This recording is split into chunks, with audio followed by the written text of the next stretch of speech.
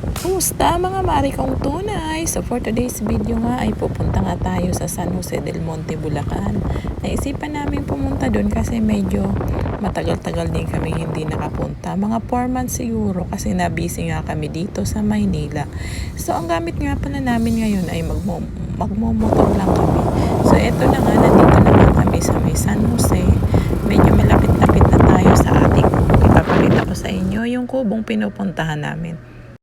Ayan na nga mga mari ko at nakarating na kami dito sa kubo. Ito nga pala yung itsura ng ating kubo mga mari ko. Medyo makalat at saka mayroon na rin palang tumutulo doon sa gitna ng bubungan. So ngayon mga mari ko ay maglilinis tayo. Hindi ko alam kung paano natin sisimulan kasi sobra talagang makalat kasi halos 4 months din tayo hindi nakapunta rito. Sa ating munting kubo.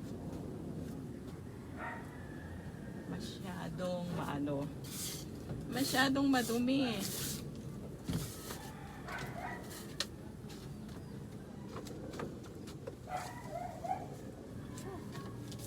May mga puto.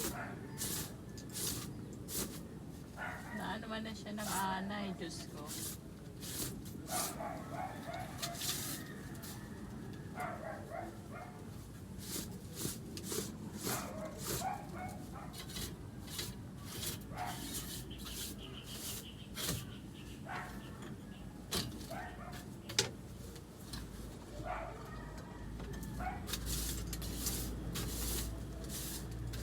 Parang may anay. Nakasapatos. Kasi ayoko talagang magtapak pa. So, ayan. Tingnan natin dito guys sa taas.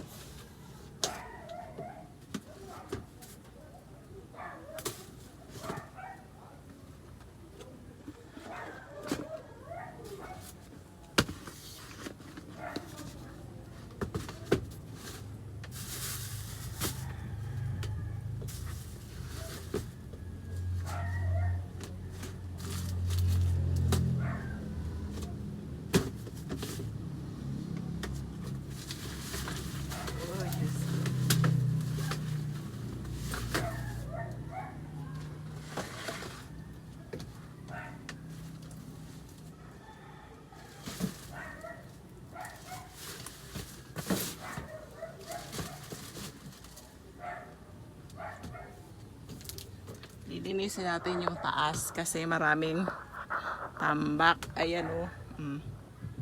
Ito yung taas ng ating kubo. Lilinisin natin yan. Kasi dito tayo mag-i-stay ng 1 night. So ayan. Medyo ang daming kalat. Ayan o. Ayusin natin yan. Tara, balikan ko kayo mamaya.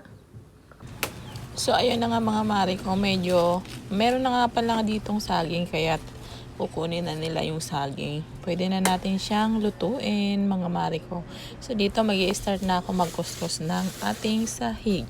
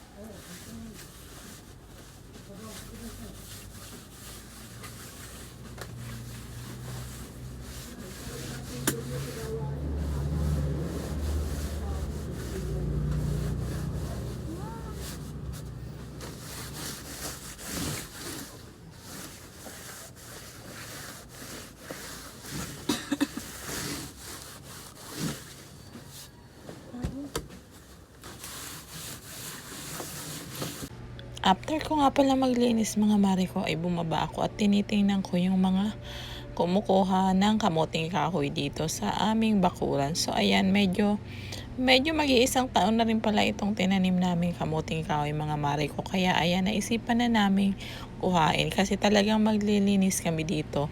Magtatabas kami ng mga damo. Kaya naisipan na namin kuhain ang mga kamuting kahoy na ito. At ayan nga, ang dami-dami niyang laman. Nakakatuwa kasi ang lalaki talaga ng kanyang laman. Kung susumahin, siguro yung isang pirasong malaking kamuting kahoy dito ay aabutin ng 3 kilo, kaya nakakatuwa. Ito nga pala si kuya, yung kapitbahay namin, nagpatulong kaming magtabas ng mga damo at syempre bibigyan rin namin siya ng kamuting kahoy kasi napakalaking tulong ang ginawa niya ngayon sa amin. Maganda nga pala yung lupa dito kaya medyo matataba yung laman ng kamuting kahoy. So ayan, nakikita nyo mga mare ko. Ang tataba talaga niya. Sa isang puno lang yan ha. Napakarami talagang laman. So ayan, meron pa rin sa ilalim. At ito nga pala yung isang malaking bunga or malaking laman. Ayan siya. Alam nyo ba nga mga mare ko na ang lambot-lambot niya kapag nilaga. At syempre, bibigyan namin yung aming kapitbahay at si kuya. Syempre, dadalhin din namin yung nanay ko. At syempre, dadalhin namin sa bahay. After nga yan mga mare ko ay nag-ikot-ikot ako dito at nakita ko mayroon na rin palang bunga yung aming papaya. So ayan, mamimitas din kami ng papaya mamaya. Pwedeng panghalo sa tinola, sa native chicken. Kaso wala kami dito. Bibili na lang muna kami ng chicken. Ito nga pala yung paligid. Medyo nakapagdamo-damo na rin kami ngayon. Kaya medyo maliwalas na yung paligid. So ayan mga mare ko, ito yung ating bakuran. Meron tayo ditong lemongrass. Syempre, meron tayo ditong nagtanim pa kami ng ilang puno ng kamuting kahoy dito sa harap para naman sa susunod meron ulit kaming aanihin. So ito yung malaking gabi. Napagtripan ko nga palang i-video itong malaking gabi. Syempre binawasan ko na yan ng dahon kasi nasyado ng malago. Ayan, may snail pang nakakapit. Nakakatuwa naman yung snail na ito. Kapit na kapit siya sa dahon. So ayan mga mare ko, itutur ko kayo sa paligid ng ating munting kubo. Ayan, meron pa ditong mga saging. Meron pa kaming mapipitas pagbalik dito. Medyo hindi pa rin gaano malinis dito sa likuran kasi talagang matataas yung damo dyan kasi tingnan mo nga naman 4 months kami hindi nakapunta dito. Kaya ayan ang itsura niya ngayon. So pagbalik na lang next time siguro.